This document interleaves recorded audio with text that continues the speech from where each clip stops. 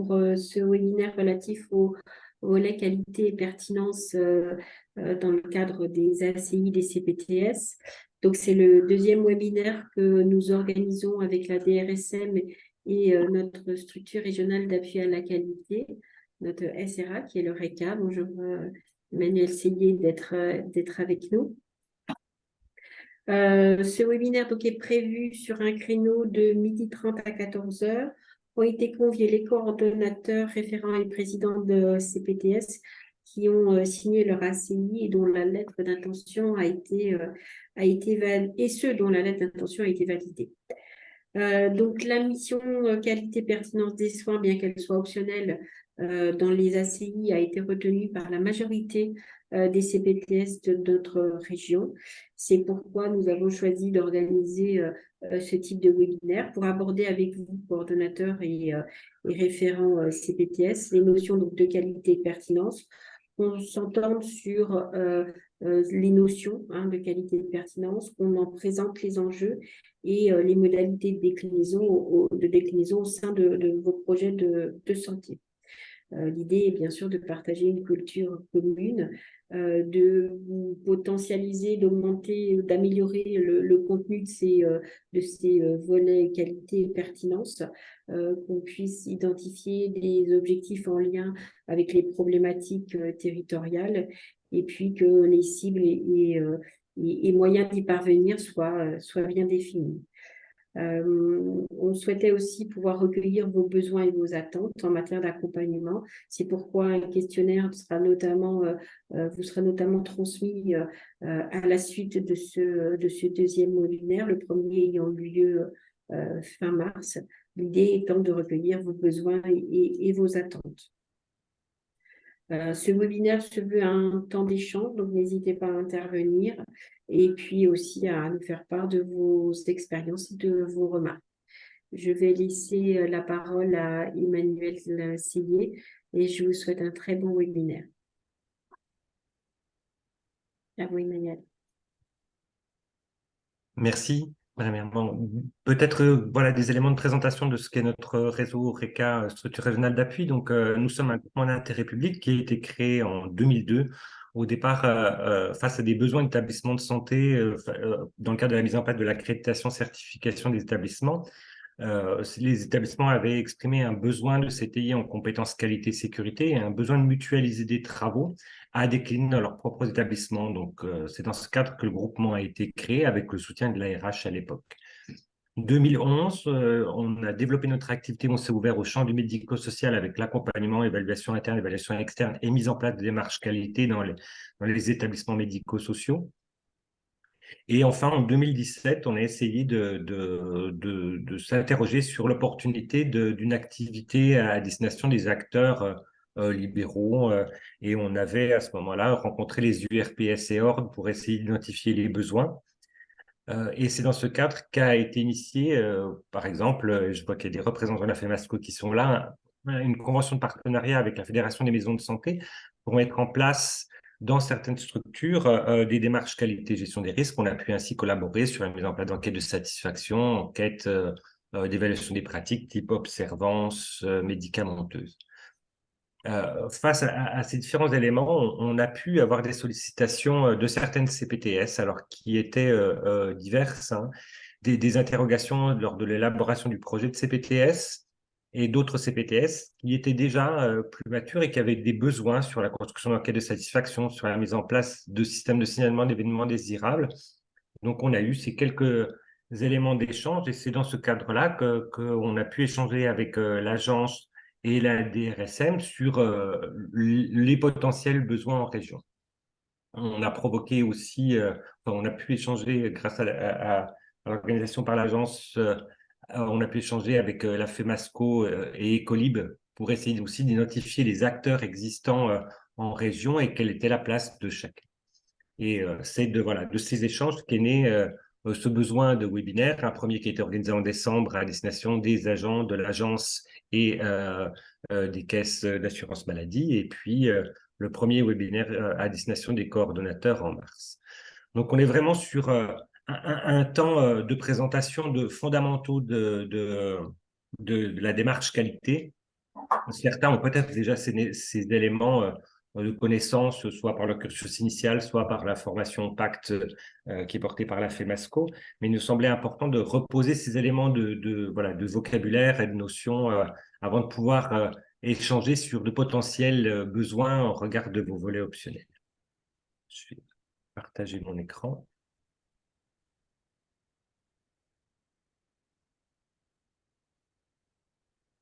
Est-ce que vous le voyez? Non. Ah. Non. Changer de partage. Partager mon écran. Je ne vous verrai plus, mais voilà. Vous devriez voir. Oui, là, ça charge. Ouais, c'est bon.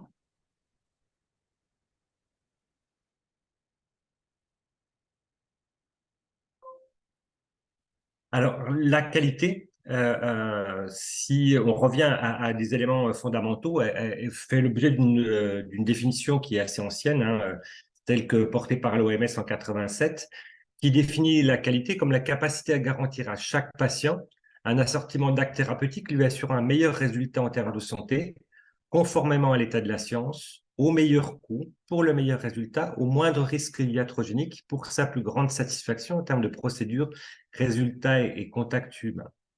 C'est une définition qui est en soi assez complexe puisqu'elle apporte des éléments qui renvoient à ce qu'attend le patient en termes de réalisation des soins et d'amélioration de son état de santé, mais elle renvoie également à la prise en compte par les professionnels des recommandations de bonnes pratiques, des publications des sociétés savantes en termes d'actualité de la science, et elle renvoie à des notions d'efficience, de meilleur coût pour un même résultat. Donc, on peut renvoyer à des éléments de pertinence de certaines des prescriptions, par exemple le perfalgan injectable versus le dafalgan Peros, ça peut être un élément au moindre risque iatrogénique et ça va amener des éléments qui renvoient à la survenue, à la détection des événements indésirables associés aux soins. Et puis, ça comporte une dimension satisfaction qui est complexe, puisque la satisfaction des personnes dont on va pouvoir s'occuper va s'appuyer sur différents éléments d'appréciation, satisfaction sur l'organisation, satisfaction sur l'amélioration de l'état de santé, satisfaction sur les délais de rendez-vous, de prise en compte des résultats, et puis également satisfaction en termes de contact humain. Cette satisfaction, elle s'inscrit dans un environnement complexe. On est souvent dans nos structures pluriprofessionnelles à réfléchir au niveau de qualité que l'on souhaite mettre en place et garantir aux personnes que l'on accueille. On est ainsi là dans cette schématisation à plusieurs têtes, à une réflexion en équipe qui va essayer d'organiser un parcours, qui va rechercher des recommandations de bonnes pratiques, des publications, la réglementation, qui, à partir de ces éléments, va essayer de définir un parcours de prise en charge ou de formaliser ces pratiques sous forme de procédures de protocole. Donc, on est dans une réflexion pluriprofessionnelle qui va permettre d'essayer de réfléchir aux meilleurs soins dans les conditions que l'on connaît. On est cependant dans une situation, dans un environnement complexe qui fait que ce qu'on a pu penser à plusieurs comme étant le soin optimal va être confronté à des principes de réalité, de disponibilité des professionnels, de disponibilité de matériel, d'organisation de soins, soit en cabinet, soit au domicile du patient.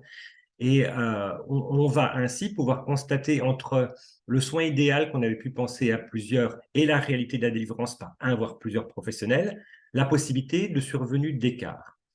Donc le différentiel entre ce que l'on a pu penser à plusieurs et ce qui a réellement été délivré va pouvoir être mesuré par exemple, sur différentes méthodes de mesure d'évaluation des pratiques professionnelles. On est, par exemple, dans l'inscription de la mise en place d'un audit de pratique pour mesurer cet écart de délivrance et identifier ce qui a pu être réellement mis en place, ce qui n'a pas pu être délivré, essayer de comprendre pourquoi et mettre en place des actions d'amélioration. On a voilà, un groupe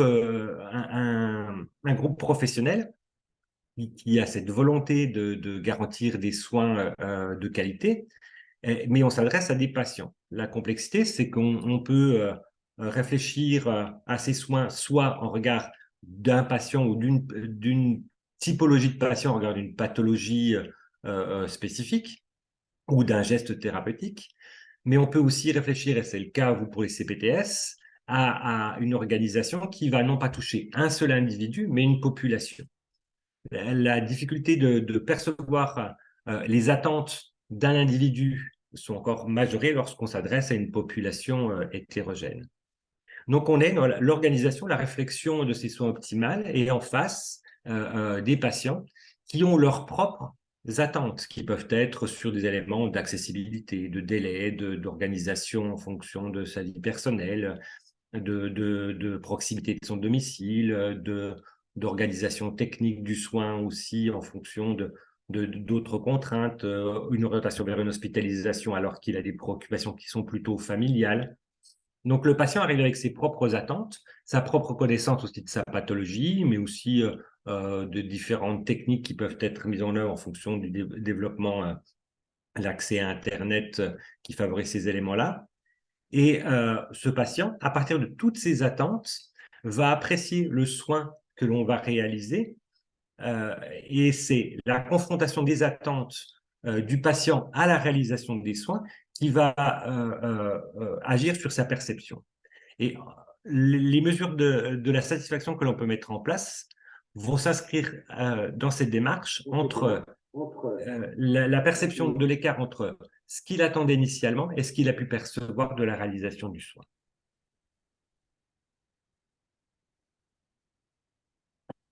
Quand on revient à la définition de l'OMS sur la qualité et la sécurité des soins, on s'aperçoit qu'on peut identifier des définitions complémentaires de l'OMS qui portent plus particulièrement sur la sécurité des soins. La première était sur la qualité.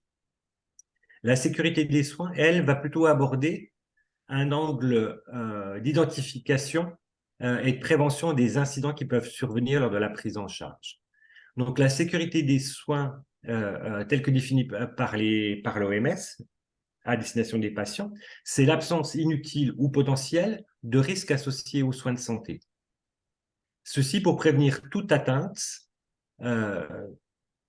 associée aux soins qui peut découler de techniques de soins, de projets formulés à destination d'un patient, ceci lors du déroulement des soins et qui ne sont pas la conséquence d'une maladie sous-jacente ou d'état de santé du patient. L'OMS différencie vraiment ces éléments-là des aléas thérapeutiques et de la péjoration de l'état de santé du patient. Donc, dans cette démarche de sécurité des soins, l'OMS invite les professionnels à mettre en place une démarche qui tend à éviter les incidents, les accidents ayant des conséquences pour les patients. Ceci, la prévention des incidents et des accidents, contribuant également aux meilleurs résultats de qualité des soins et à la satisfaction que peut ressentir le patient. Donc, l'amélioration de la sécurité des patients, elle vise à réduire l'incidence et l'impact des événements indésirables et en optimiser la récupération. Donc, cet élément, il est assez complexe, mais il invite les professionnels de santé à s'interroger à deux niveaux, a priori sur des événements potentiels et a posteriori sur des événements indésirables qui sont avérés. Donc, en termes d'approche qualité-gestion des risques, on peut voir ainsi apparaître plusieurs méthodes. Pour l'analyse des risques a priori, on va surtout s'interroger à la survenue de risques potentiels et en regard, essayer de mettre en place des mesures préventives.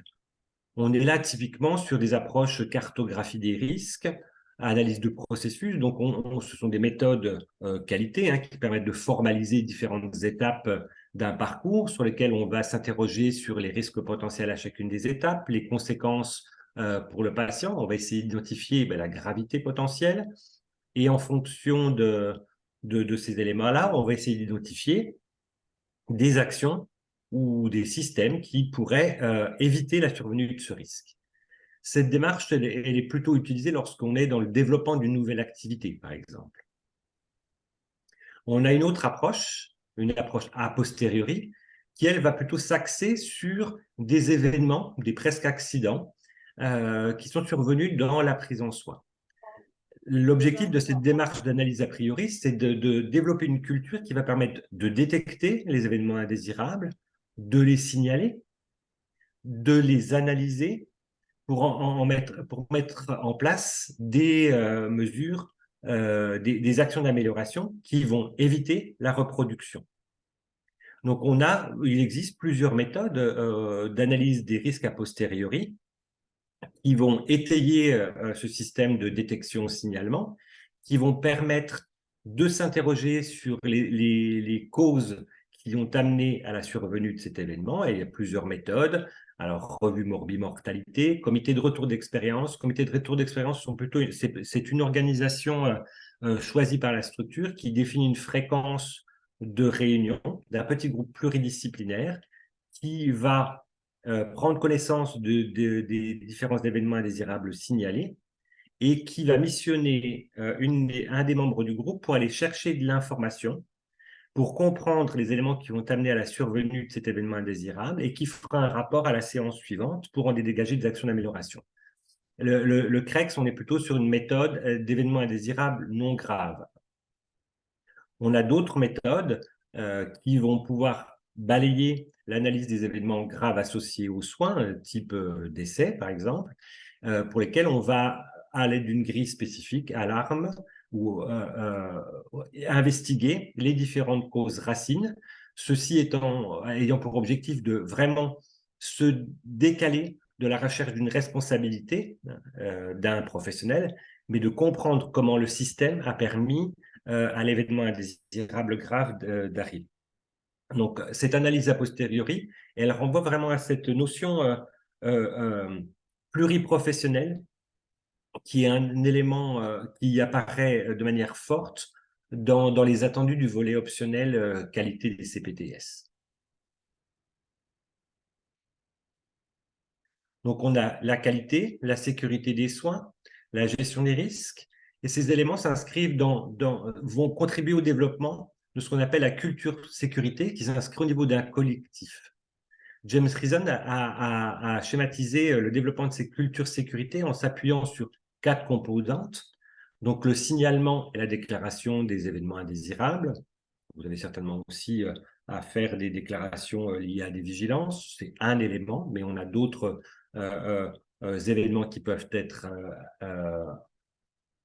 déclarés et analysés dans ce cadre-là. Donc, c'est comment, au sein d'une structure d'exercice pluriprofessionnel, on réfléchit à la mise en place d'un système qui va permettre la détection, le signalement, la remontée des informations pour qu'elles soient déclarées. L'objectif de ces démarches d'analyse, on l'a vu, porte à essayer d'identifier des actions d'amélioration, à mettre en place des mesures de prévention pour que ces accidents ne surviennent plus dans la pratique. Mais il est intéressant, une fois qu'on a analysé ces éléments au groupe pluriprofessionnel, d'en partager les enseignements avec un plus grand nombre de professionnels. Et c'est ainsi que s'inscrit le retour d'expérience. Donc, ça peut être à l'issue d'une analyse d'un événement indésirable, une communication, un retour lors d'un staff pluriprofessionnel, une communication aussi sur les actions d'amélioration en expliquant le contexte dans lequel elles ont été pensées pour que les professionnels puissent comprendre l'intérêt de ces démarches.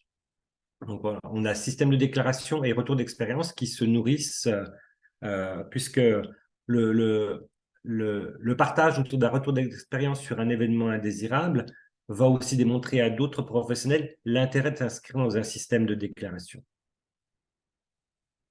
Quand on est sur un système complexe, pluriprofessionnel, il est important aussi de travailler sur le développement du travail en équipe, et cette notion multidisciplinaire est aussi un élément fort du volet optionnel qualité CPTS. Sous travail en équipe, on va pouvoir agir à différents niveaux, l'organisation du travail, l'organisation d'un parcours. On va aussi réfléchir à des espaces de partage, en mise en place de staff ou d'outils de communication. On va essayer aussi de mettre en œuvre des éléments qui vont renforcer un climat collaboratif. Donc, ces éléments-là sont essentiels dans le développement d'une culture sécurité, puisque c'est aussi le partage de valeurs et de concepts forts qui vont nourrir le travail pluridisciplinaire. Pour développer une culture sécurité qui a un impact, il est important aussi de se questionner sur ce que Reason appelle la culture juste, qui vise vraiment au niveau du collectif de travail le déploiement d'actions qui vont concourir à la sécurité des soins, mais s'appuyant sur une pédagogie apprenante à partir des événements indésirables. On n'est pas, comme je l'évoquais, dans le cadre d'une déclaration d'analyse des causes d'un événement indésirable, sur la recherche de responsabilité, de culpabilité, mais vraiment sur la recherche d'enseignement et de prise de décision s'appuyant sur l'état de la science.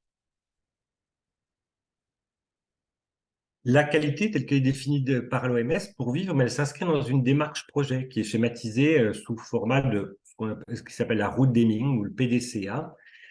Cette dynamique de la démarche qualité, elle comporte 4 étapes. Une première, le plan, qui comporte un temps de diagnostic, de projection, de stratégie, de planification du travail, de définition d'objectifs. C'est ce que vous avez connu dans l'élaboration de vos projets. Une fois qu'on a travaillé sur ces éléments, ces objectifs et défini le plan d'action, ben, on est dans la mise en œuvre, l'exécution, tel que ça a pu être prévu dans la partie planification. On a une troisième étape qui porte sur la vérification et le contrôle. Là, on peut y inscrire des marges d'évaluation de pratique ou des indicateurs, par exemple. Et enfin, une démarche d'ajustement à partir des éléments qu'on a pu obtenir à partir du check, de la vérification du contrôle, à partir de ces éléments d'évaluation.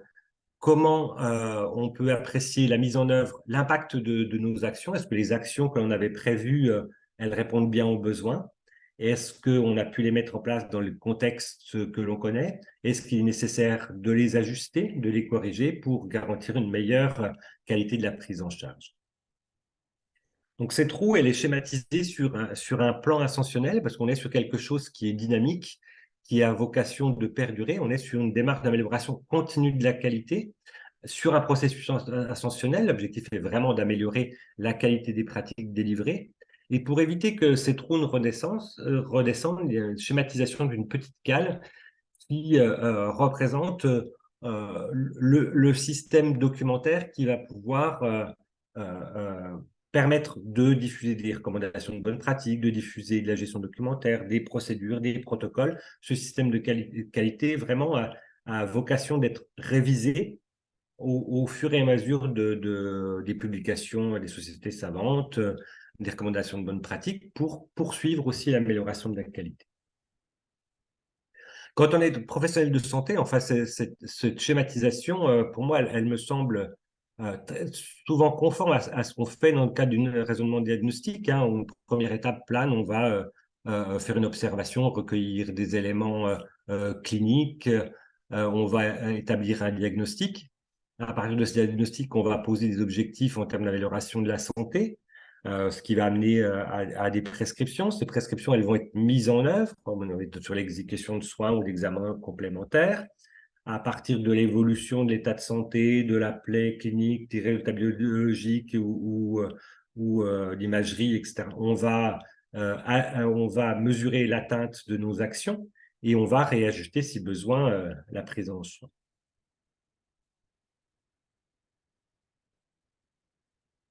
Si on illustre cette route Deming par ce qui était attendu des CPTS pour la formalisation du projet, c'est des étapes que l'on peut percevoir dans ce que vous avez conduit au regard des projets qui ont été déposés. Donc, la première étape, le plan, c'est la réalisation du diagnostic régional pour correspondre aux besoins de la population, mais aussi de la réalité des ressources disponibles.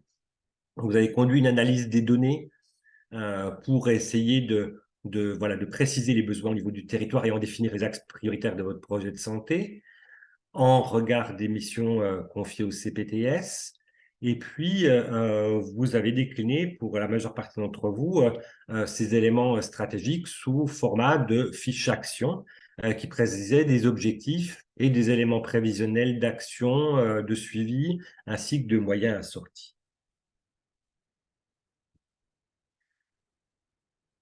On est pour certaines à plus d'un an de mise en œuvre de ces projets et voilà, vous êtes rentré dans cette phase de déploiement des actions, principalement au regard des parcours, parfois aussi sur ces volets optionnels qualité.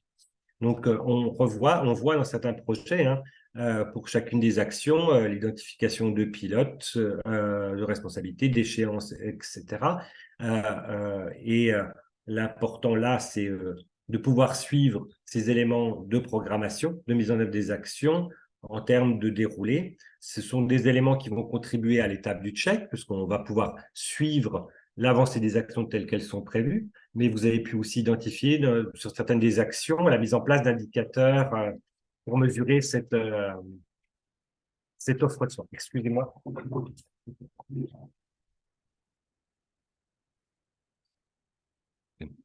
Bruit parasite.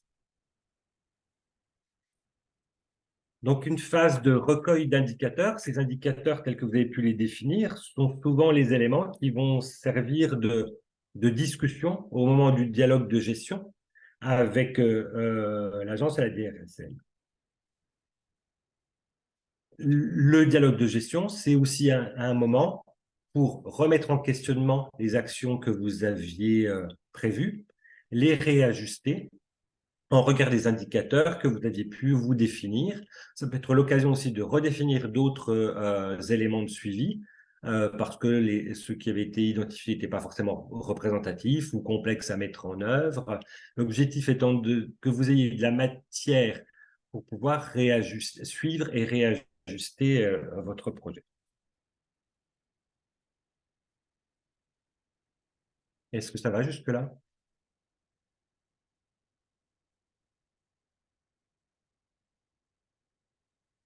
Oui, Oui. très bien. Alors, on revient sur les contenus de la mission optionnelle des CPTS sur le développement de la qualité et de la pertinence des soins. Pour la majorité d'entre vous, c'est quelque chose que vous maîtrisez peut-être plus que moi. En tout cas, voilà, ces missions CPTS ont été définies par l'arrêté du 21 août 2019 sur ces éléments d'accord conventionnel interprofessionnel pour le développement des CPTS, avec l'identification des différentes missions, dont la mission en faveur du développement de la qualité et de la pertinence des soins, qui est une mission optionnelle.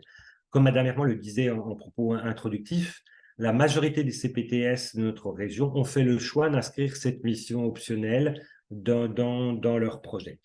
À la lecture, on a pu prendre conscience d'un niveau de maturité différent dans les éléments rédactionnels, avec des projets qui peuvent être très détaillés sur certaines CPTS, pour d'autres qui mériteraient d'être étayés, en tout cas d'être éclairés pour s'inscrire au service des autres missions obligatoires.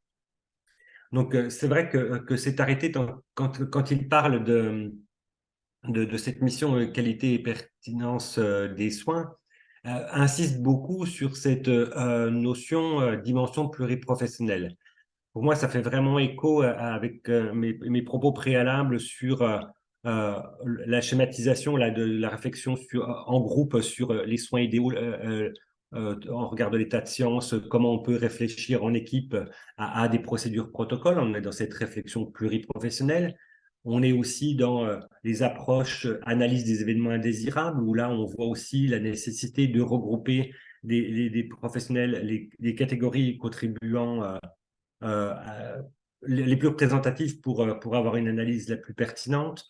On voit aussi que cette dimension pluriprofessionnelle, c'est un des éléments, une des 4 composantes du développement de la culture sécurité telle que portée par James Reason. Donc, l'apport d'entrée, voilà, CPTS sur ces dimensions pluriprofessionnelles est essentiel. Mais c'est aussi voilà, la composante de vos structures qui amène ces éléments-là.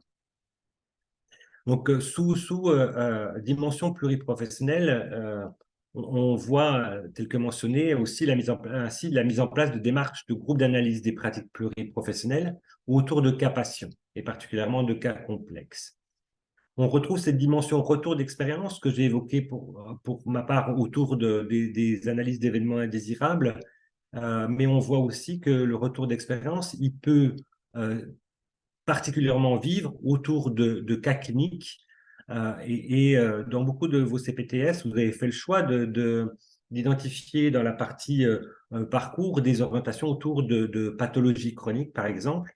Et ces retours d'expérience, ils s'inscrivent tout à fait dans ces éléments de dimension qualité, gestion des risques, réflexion pluriprofessionnelle. L'objectif étant, au-delà du partage d'expérience, d'identifier, d'en tirer des enseignements et d'en formuler des pistes d'amélioration et d'harmonisation des pratiques. On peut tirer des enseignements d'un cas clinique pour le patient concerné, mais l'objectif est bien, au regard de patients présentant une pathologie similaire ou s'inscrivant dans une organisation ou un parcours identique, de bénéficier aussi d'actions d'amélioration sur la prise en charge. Donc, l'arrêté prévoit que ces échanges donc, peuvent se faire au sein de chacune des communautés en fonction de pathologies chroniques avec des éléments ou des situations particulières sont cités les plaies chroniques, la prise en charge des personnes âgées, l'HTA, insuffisance cardiaque, etc., l'observation médicamenteuse, la iatrogénie, mais aussi sur des situations particulières. L'important, c'était vraiment d'inscrire ces éléments du volet qualité et pertinence des soins en regard de ce que vous avez pu mettre dans la définition du parcours au regard des besoins de la population que vous avez pu étudier en fonction des éléments de diagnostic du territoire.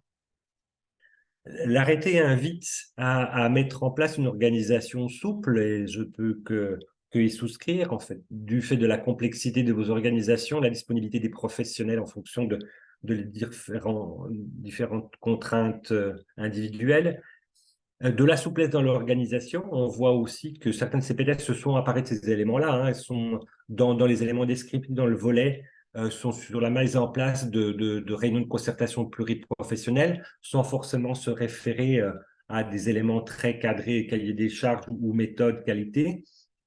Je me permettrai quand même de vous en citer quelques-unes, telles que portées par la Haute Autorité de Santé, parce que ces documents peuvent être aidants pour vous dans la mise en œuvre et la structuration. Donc, au niveau des CPTS, la qualité des soins, si on reprend ces éléments de la dimension OMS, se retrouve explicitement dans l'arrêté, parce que la qualité des soins, c'est répondre aux besoins implicites et explicites des patients.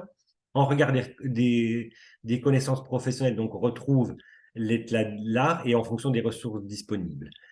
La notion d'efficience apparaît dans cet arrêté sous l'angle de la pertinence du soin et du juste soin. On retrouve aussi certaines approches, le bon soin au bon patient au bon moment, qui a pu être décliné aussi sur la règle des 5B sur le circuit du médicament, par exemple, mais en s'appuyant à nouveau sur les connaissances scientifiques, donc les recommandations de la Haute Autorité de Santé, que ce soit sur des éléments de prise en charge, de pathologie, de prescription, de parcours, mais aussi de méthode. Ça peut être un élément aidant pour les CPTS, et puis des différentes sociétés savantes. Donc, l'objectif était vraiment de faire de ces temps pluriprofessionnels des temps d'échange sur les pratiques, de concertation, de retour d'expérience, dans cet objectif d'améliorer, d'harmoniser les pratiques. À un niveau plus macro, dans ce que vous avez pu faire, mais certaines CPTS sont encore en cours de constitution et de réflexion sur leur projet, vous avez respecté ces éléments-là d'inscription en 4 temps tels que formalisés par la route Deming, avec un premier temps donc d'élaboration d'un diagnostic territorial, une identification des problématiques de santé sur en regard de la population concernée. Vous avez posé des éléments de diagnostic sur les ressources disponibles. Vous avez défini des objectifs stratégiques à décliner au niveau de la CPTS auprès de la population pour améliorer leur état de santé. Vous avez défini des plans d'action et vous avez prévu pour la majorité d'entre vous des éléments qui permettent d'évaluer et de suivre ce plan d'action. Cette démarche, elle peut se faire aussi, se décliner sur une approche spécifique. Je vais faire le parallèle, ma collègue n'est pas là pour en parler aujourd'hui, mais on a une collègue, Laurence Grangeret, qui est pharmacien, qui, dans le cadre de ses missions, de chargée de mission au RECA, a pu accompagner le GISA 58 avant qu'il n'arrête son activité sur une approche qualité-gestion des risques avec une réflexion sur la mise en place d'un système de signalement des événements indésirables. Ce groupement, à l'époque, voulait rentrer déjà dans les éléments d'analyse des événements indésirables. Et quand on a redécomposé leur objectif stratégique, on s'est aperçu qu'il y avait nécessité de structurer les étapes et de rentrer dans des objectifs intermédiaires. Vouloir d'emblée mettre en place une analyse des événements indésirables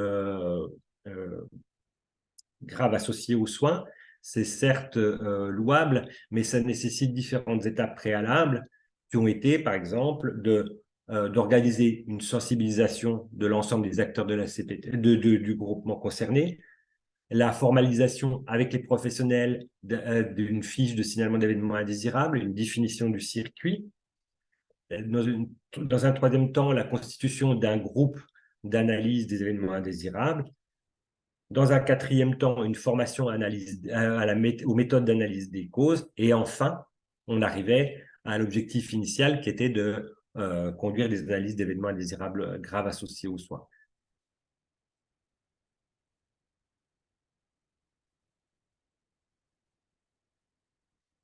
Donc, les diapos suivantes sont dans ce sens-là, c'est que les diagnostics initiaux des besoins territoriaux vont venir permettre d'identifier les éléments stratégiques, les objectifs généraux. Et il est important que ces objectifs généraux ils puissent être redéclinés, reprécisés, spécifiés en différentes étapes pour pouvoir les prioriser et avoir des objectifs qui soient atteignables.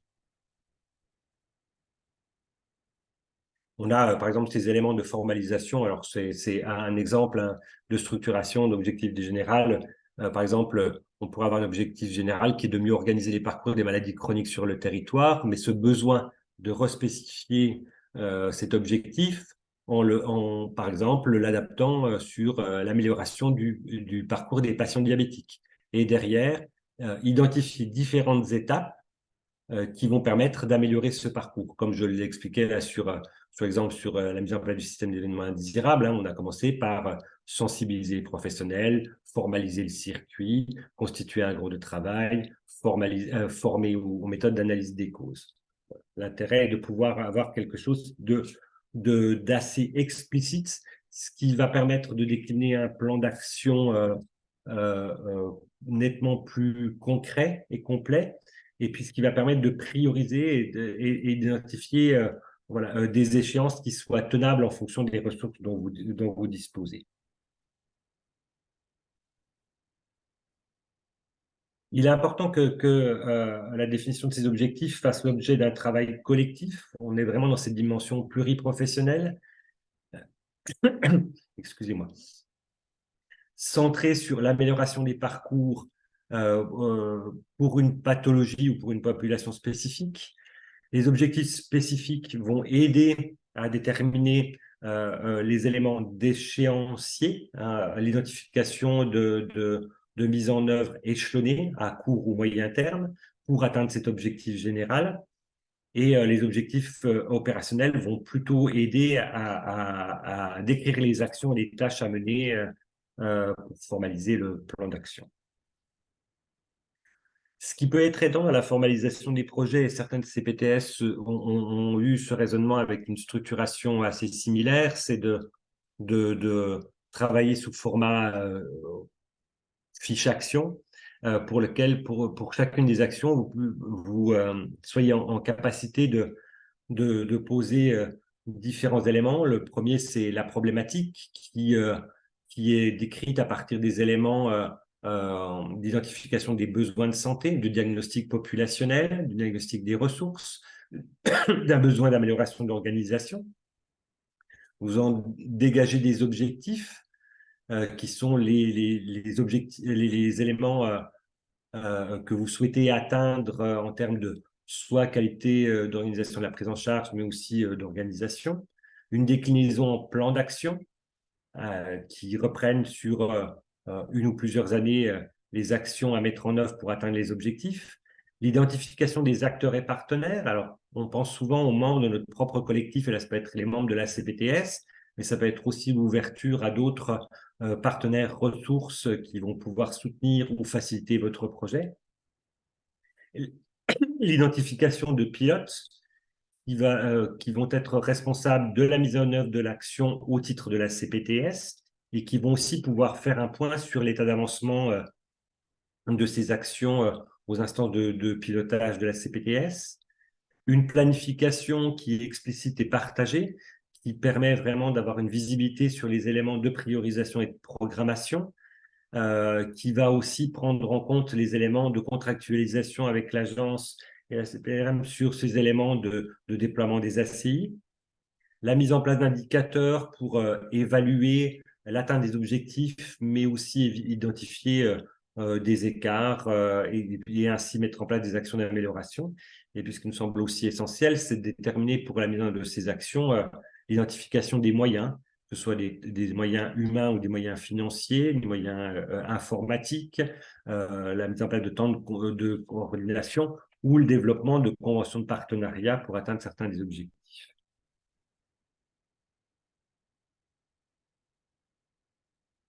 J'évoquais avec vous la publication par la Haute Autorité de Santé de beaucoup de documents au regard des parcours, des recommandations de prescription, etc. La Haute Autorité de Santé a aussi développé plusieurs outils méthodologiques d'évaluation des pratiques professionnelles qui pourraient être utiles dans le cadre de ce volet optionnel qualité. Donc, il existe plusieurs courants. Les méthodes sont regroupées selon plusieurs champs. On a par exemple les approches comparaison. C'est ainsi l'audit clinique ciblé va s'inscrire dans cette démarche. Quand j'évoquais tout à l'heure la réflexion en équipe pour l'élaboration d'une procédure protocole et puis la réalisation avec des écarts potentiels, l'audit va permettre de mesurer la réalité des pratiques entre ce qu'on avait prévu en équipe et ce qui est de la réalité de la délivrance du soin. Donc là, on peut être sur des audits observationnels, on peut être sur des audits de dossiers, on peut inscrire aussi, lorsqu'on est par exemple sur des prescriptions, faire des études de dossier pour s'assurer de la pertinence d'une prescription chez une personne âgée polypathologique, par exemple sur la polymodification, des revues de pertinence sur les prescriptions d'antibiotiques, par exemple. Peut-être des éléments pour lesquels on va se comparer à un référentiel qui soit national ou un référentiel qui est propre à la CPTS. Il existe des méthodes d'évaluation des pratiques professionnelles d'approche par processus que vous avez plutôt sous l'angle parcours dans le cadre de vos projets. L'approche par processus, par parcours, elle va tendre à améliorer une prise en charge souvent sur une pathologie chronique donnée. Donc, il existe plusieurs méthodes préconisées par la HAS. On peut être sur de l'analyse prospective, a priori, d'un processus lorsqu'on le met en place. On peut être dans la mise en place d'un chemin clinique. Le chemin clinique étant la rédaction, on détermine l'ensemble des étapes d'un parcours d'un patient pour une pathologie donnée auprès des différents acteurs et on détermine à chacune des étapes des objectifs en termes de qualité, sécurité des soins avec le regard des professionnels, mais on intègre dans ces éléments-là aussi des objectifs et des éléments d'évaluation selon les attentes du patient. Donc, il est intéressant de travailler avec des représentants des patients, des pathologies, porteurs d'une pathologie concernée pour essayer d'identifier ce qui est important pour eux à chacune des étapes. Cette formalisation du chemin clinique, elle est souvent complexe et longue à faire, hein, mais elle aboutit à la formalisation d'un plan de soins guide, hein, d'un dossier spécifique lié à la pathologie. Et il est important de suivre tous les patients que l'on peut inscrire dans ce chemin clinique idéal, mais d'identifier aussi tous les patients qui, lorsqu'on a défini ce parcours de prise en charge, sortent soit pour une problématique d'organisation, d'état de santé, etc., et d'analyser tous ces éléments qui ont conduit à la sortie de patients particuliers. Donc, c'est des méthodes assez complexes qui sont plutôt utilisées en cancérologie. On a la méthode du patient traceur. La méthode du patient traceur, je vous la réexplique un petit peu plus tard, qui va permettre d'allier l'expression de la personne soignée avec l'équipe. En termes d'approche d'évaluation des pratiques professionnelles, donc on a l'approche par problème pour identifier, analyser un dysfonctionnement, pour mettre en place des mesures de prévention et des mesures d'amélioration. Donc, on retombe là sur des approches d'analyse des événements indésirables avec des méthodes d'analyse des causes, particulièrement pour les événements indésirables graves associés aux soins, revue de morbimortalité. Et puis, méthode de résolution de problèmes avec différentes approches méthodologiques suivant les événements indésirables lorsqu'ils ne sont pas graves associés aux soins. La Haute Autorité de Santé met en avant aussi dans les méthodes d'évaluation des pratiques professionnelles l'approche par indicateur qui permettent de surveiller soit un phénomène important pour agir en fonction des résultats, soit parfois d'identifier un phénomène très, très ciblé. Vous pouvez avoir fait un audit des pratiques, vous apercevez que tout le déroulement du soin répond aux attendus de vos recommandations de bonnes pratiques, sauf un élément qui est par exemple sur l'information du patient. Et donc, vous pouvez développer un indicateur qui va suivre uniquement l'information effective du patient sur le soin proposé. On ne reproduit pas l'intégralité de l'audit, mais on met en place un système de mesure d'identification qui permet de suivre un élément particulier de la prise en charge. La recherche évaluative, je ne vais pas l'aborder là, ce n'est pas forcément le plus pertinent. Dans les échanges qu'on avait pu avoir avec l'agence LACPRM, il nous semblait important de faire apparaître que ce volet optionnel qualité pertinence des soins, il faut tant que cela est possible, essayer de l'articuler avec vos missions principales. On peut avoir par exemple dans l'organisation des parcours pluriprofessionnels autour du patient, le choix fait par une CPTS de travailler sur l'organisation coordonnée d'un parcours spécifique lié à une pathologie chronique, par exemple la BPCO. Donc on va dans la formalisation du parcours mobiliser des approches qualité, parce que la veille documentaire, la rédaction de procédures, la formalisation d'un processus, ce sont des éléments qui vont nourrir le parcours. Ce sont des approches qualité. Dans le volet optionnel, vous pouvez très bien développer d'autres méthodes qui vont vous permettre de s'assurer que ce que vous avez pu réfléchir dans l'organisation du parcours, en formalisant vos processus et vos procédures, est bien une réalité dans la mise en œuvre. Donc, on peut avoir, par exemple, comme méthode, la méthode patient-traceur. La Haute Autorité de Santé a développé un guide spécifique pour la ville qui permet de s'assurer de la bonne mise en œuvre de ce que l'on a pu penser en termes d'organisation, avec 2 temps, une rencontre avec le patient et une rencontre en équipe professionnelle. On a d'autres méthodes qualité qui pourraient être mobilisées autour d'un parcours, autour d'une pathologie chronique. C'est par exemple l'organisation de staff, équipe médico-soignante, pour analyser les ruptures de parcours. On a vraiment cette volonté d'inscrire cette partie optionnelle au service des missions principales qui relèvent de CPTS. Pour ce qui est de la méthode patient-traceur, alors quelques extraits des éléments publiés par la Haute Autorité de Santé, mais la méthode, elle se déroule ainsi. On a pu la développer dans le cadre de collaboration avec la FEMASCO et la tester sur une MSP. Donc, en fait, au niveau de l'équipe ou de la CPTS, en exercice pluriprofessionnel, il y a le choix d'un parcours thématique de soins sur lequel on sait qu'il y a des améliorations possibles. Travailler sur un parcours qui est idéal, qui ne pose pas de difficultés dans la mise en œuvre, qui répond complètement à la satisfaction des usagers. Derrière, ça a peu d'intérêt, ça peut permettre de valoriser ces pratiques, mais derrière, les marges d'amélioration, elles seront très faibles. Donc voilà, ça peut être le choix d'une pathologie complexe, d'un parcours complexe, le choix d'un nouveau parcours mis en œuvre qui peut amener le groupe pluriprofessionnel à déterminer le parcours sur lequel il souhaite travailler.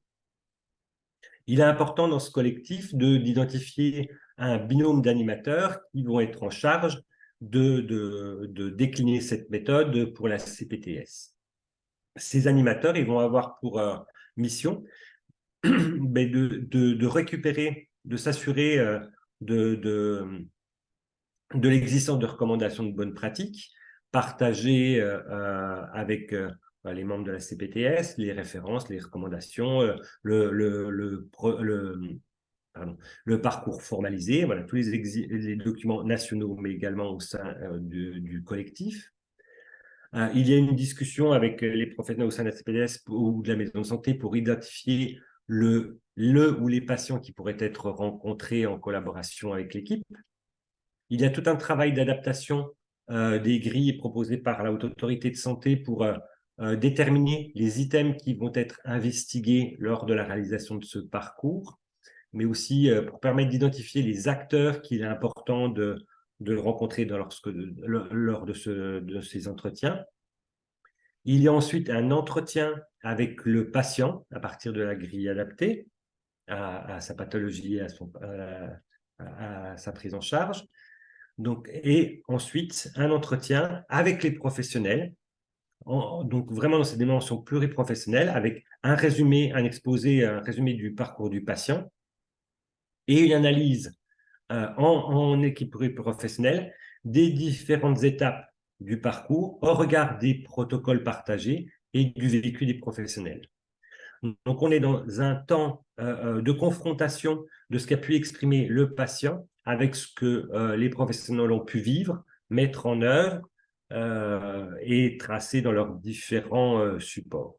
On est sur un outil qui est assez dynamique. L'entretien avec le patient, c'est généralement 30 à 45 minutes. L'entretien équipe, 1h30 à 2 heures. C'est assez intéressant, enfin, à mon sens, hein, parce qu'on est sur une prise en charge en cours et non pas sur des dossiers archivés. On est sur un croisement de vision patient-équipe qui permet d'identifier des éléments qui fonctionnent bien, parce qu'il est important aussi que ce soit un outil de valorisation de ce qui est mis en place par les professionnels, mais c'est aussi l'opportunité d'identifier des éléments qui pourraient être améliorés, soit pour ce patient qui est toujours pris en charge par une structure, mais également qui va pouvoir servir aux autres patients relevant du même parcours. Donc, cette méthode, elle est axée sur l'organisation, hein, de la prise en charge. Elle n'investigue pas du tout les éléments diagnostiques, prise en charge thérapeutique, voilà, choix posés par l'équipe médico-soignante. Comme je vous disais, on a pu la tester sur une MSP. Et il me semble que la MSP concernée, avec ma collègue qui avait travaillé avec eux, avait pu faire un retour d'expérience lors d'une des journées de la FEMASCO sur la mise en place de cette méthode. Donc voilà, il existe des éléments HAS au niveau national qui nécessitent une adaptation à partir des préoccupations de la CPTS, des publications de la base documentaire existante, une possibilité de déclinaison sur chacune des structures et sur lesquelles on peut nous aussi être ressources. On a ressorti aussi d'autres approches, si vous disposerez des liens pour accéder aux fiches. L'arrêté prévoyant dans le volet optionnel qualité, pertinence, s'appuie surtout sur la mise en place d'éléments de concertation pluriprofessionnelle. Il existe plusieurs fiches méthodes développées par la Haute Autorité de Santé qui sont adaptées à l'exercice de ville, qui peuvent être structurantes pour les CPTS qui, dans leur projet, ont prévu la mise en place de staff, etc. Vraiment, on vous invite à prendre connaissance de ces éléments-là qui peuvent vous aider dans l'organisation et la structuration. Donc, on en a ressorti plusieurs. La mise en place de réunions de concertation pluridisciplinaires, la mise en place de staff d'une équipe médico-soignante ou de groupe d'analyse des pratiques. Une autre méthode qui est l'exercice coordonné et protocolé d'une équipe pluriprofessionnelle de soins ambulatoires. Donc ça, pour les approches, amélioration des pratiques dans ces dimensions collectives. Et pour les approches, gestion des risques, de même en collectif, 2 fiches, la gestion des risques en équipe et puis les revues de mortalité. Ces démarches, elles avaient été développées, enfin ces fiches, elles avaient été développées par l'autorité de santé au moment où se mettait en place l'obligation de développement professionnel continu, puisqu'il y avait ces différents temps de formation et d'évaluation des pratiques professionnelles. Donc, ce sont vraiment les fiches ciblées sur les évaluations de pratiques professionnelles. Je pense que ça a un intérêt pour vous en tant que professionnel, voilà, pour répondre à cette obligation et particulièrement aussi avec le déploiement de la comment dire, de la certification des professionnels, la certification périodique des professionnels de santé, même si on attend encore par profession les attendus. Voilà, on a vu aussi que pour certaines CPTS, c'était parfois complexe d'identifier des actions. Donc, on a pris quelques exemples qui émanaient ou de CPTS en région ou d'autres CPTS. Des exemples d'actions, vous savez, de la qualité de la gestion des risques. On retrouve ces éléments de diffusion de bonnes pratiques ciblés sur un parcours ou une pathologie spécifique. Le déploiement d'un système d'information partagé dans cette vocation de structuration et de constitution du lien entre acteurs de territoire, la construction de tableaux de bord de suivi, comme par exemple la consommation de soins en urgence, en hospitalisation ou relatif à la conciliation médicamenteuse, la mise en place d'évaluations de pratiques professionnelles type audit, revue de dossier, patient traceur, etc., ou d'analyse de la pratique ciblée sur ou des populations type personnes âgées polypathologiques ou patients diabétiques hypertendus ou certaines prises en charge avec intervention de l'HAD, des approches ciblées sur l'analyse des dysfonctionnements, donc plutôt événements indésirables, ou rupture de parcours, sous réserve qu'on ait bien travaillé sur la formalisation de ce parcours et de la place des différents acteurs. Ceci ayant toujours cette vocation d'identifier des solutions pour améliorer la prise en charge, mais aussi les interfaces dans ces dimensions pluriprofessionnelles, et puis du partage de retours d'expérience. Alors, si on est sur les événements indésirables dans le cadre des comités de retour d'expérience, mais aussi lorsqu'on est sur des ruptures de parcours, sur d'autres modes de retour et de partage.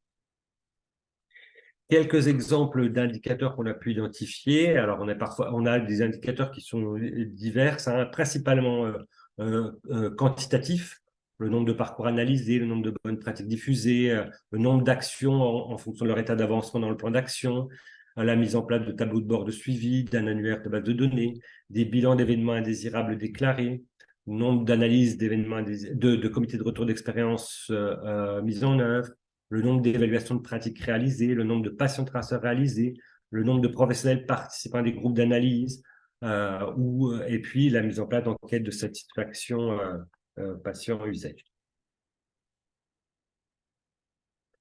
Voilà, et puis c'était juste pour dire que cette préoccupation et ce volet qualité, pertinence des soins apportés par les CPTS appelle aussi vraiment une attente forte des usagers. Et on voit là, France Asso Santé Nationale a aussi beaucoup communiqué sur ces éléments-là, et dont une communication sur le volet qualité et pertinence des soins, qui reprend des éléments de manière ciblée, tels que prévu par l'arrêté. Mais on sent que les usagers et leurs représentants peuvent aussi être des acteurs et des personnes ressources dans le déploiement de nos actions qualité gestion des risques. On l'a fait, nous, par exemple, sur le sanitaire, à travailler avec France Asso Santé sur la formalisation de guides. C'est aussi sur la mise en place d'un projet des usagers, sur des éléments d'information. France Asso Santé ou d'autres acteurs représentant les usagers peuvent être aussi des ressources ou des acteurs à mobiliser dans le cadre de nos différents projets.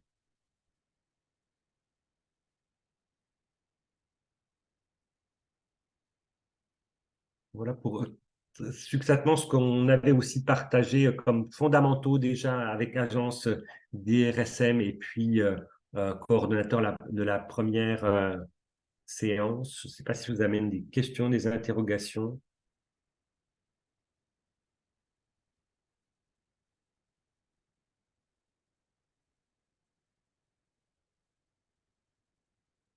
Est-ce que c'est des éléments qui étaient déjà des éléments que vous connaissiez, qui ne vous apportent pas d'éléments, ou est-ce que ça redonne de la visibilité à ce que vous avez pu porter dans vos projets?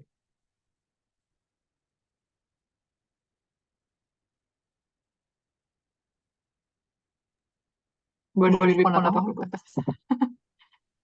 Du coup, c'est un bon éclairage, ça donne voilà, quelques infos un peu très macro sur les éléments qu'on pourrait mettre en place.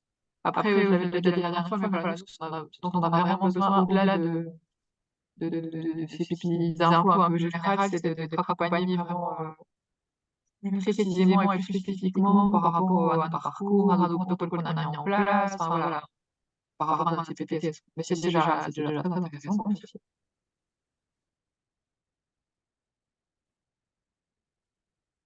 Merci. Et ce qu'évoquait Madame Herman aussi, c'est comment déterminer votre besoin pour proposer une offre voilà, qui soit la plus pertinente possible. Oui, après, je pense qu'effectivement, on avait répondu au petit questionnaire, mais c'est vraiment un temps d'accompagnement individuel, quoi, du temps passé avec nous, même si c'est en visio, mais, avec les équipes qui sont sur ces projets-là pour nous donner un peu qu'on vous explique ce qu'on fait, que vous donniez un peu des pistes et qu'on vous explique comment exactement faire, quoi, comment on construit le questionnaire si c'est un questionnaire, comment, enfin, voilà, on n'a vraiment pas de connaissances sur ce sujet.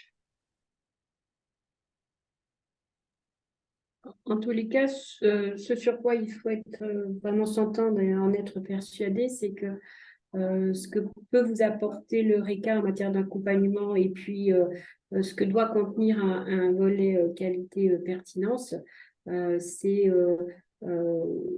des actions qui peuvent être mises qui doivent être mises au profit de l'ensemble des autres projets de votre CPTS. Oui, bien sûr, c'est comme ça qu'est construit la mission 4, comme on l'appelle encore, même si ça a changé. D'ailleurs, on l'a pas obtenu cette année, parce que, en fait, effectivement, il faut analyser les protocoles qu'on a mis en place, par exemple, en mission 2, typiquement, voilà, c'est ce genre de... Enfin, moi, c'est comme ça que je l'ai compris. Oui. On a d'autres réactions ou partages de vos expériences?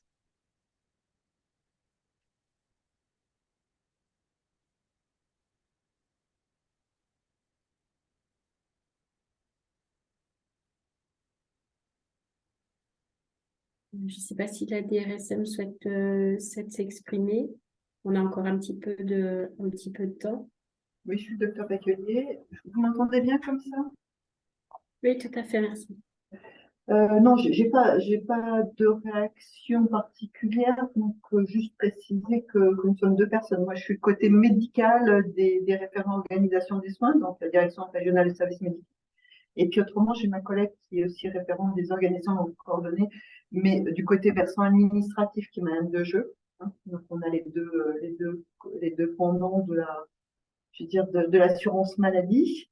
Et puis, c'est vrai que ces explications, je remercie Monsieur Seyer de ces explications parce que ça éclaircit quand même beaucoup je veux dire, ça aide, je pense, les personnes, les coordinatrices et puis les promoteurs à mettre en place ce volet parce que quand on regardait un petit peu ce qui avait été inscrit dans les contrats, c'était un petit peu difficile et ça reprenait des choses qu'il y avait dans d'autres domaines. Donc voilà, je pense que ces clarifications sont très très utiles pour je dirais améliorer le processus. Alors c'est vrai que nous construisions ensemble, hein, parce que de toute façon ces indicateurs, donc ça se fait progressivement et donc on réajustera au fur et à mesure du temps en fonction des dialogues de gestion pour mieux caler sur cette notion, je dirais, de qualité qui n'était pas forcément perçue par nous tous de cette façon-là. Voilà. Donc encore merci Horeca de nous avoir orientés je dirais dans le chemin de la qualité. Merci, docteur Paquelier. Peut-être pour conclure, s'il n'y a pas de questions, pas de remords. Okay. Peut-être juste repréciser, enfin, que le RECA travaille à deux niveaux.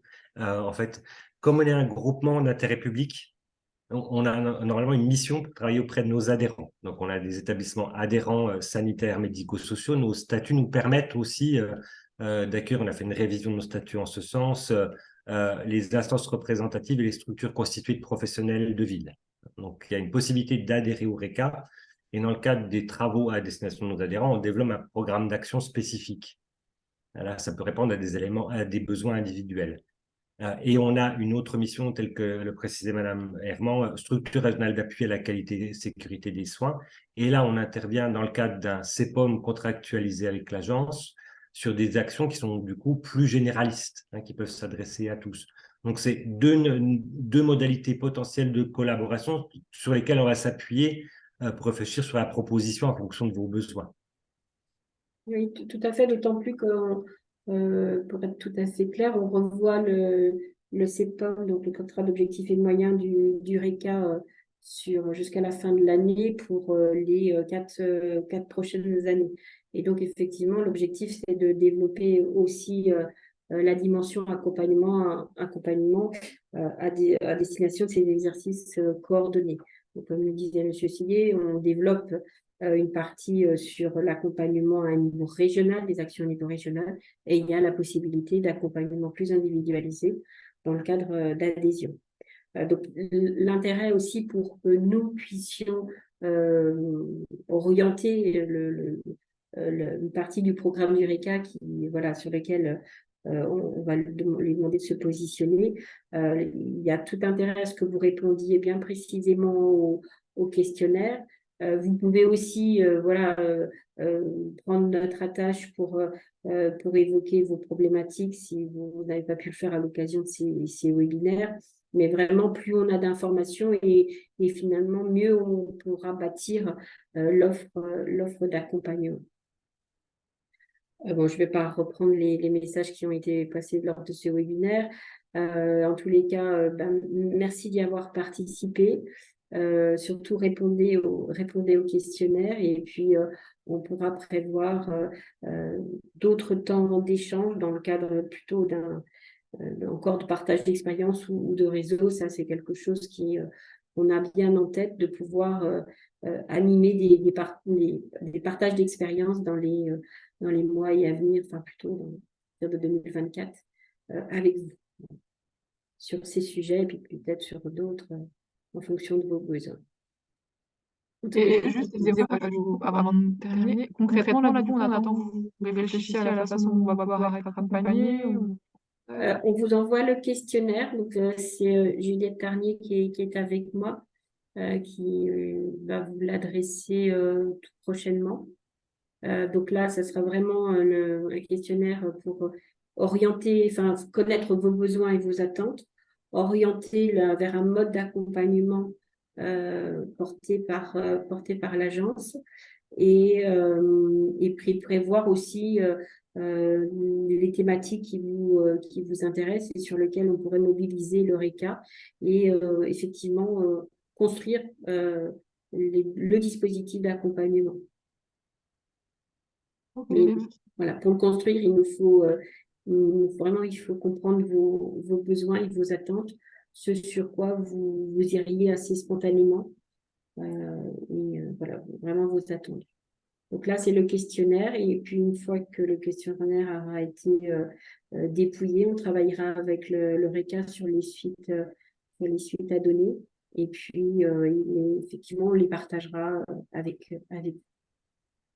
Ouais. Eh bien, on va conclure et puis vous souhaiter une bonne continuation dans vos projets et à très vite. Voilà. Merci. Au revoir. Au revoir.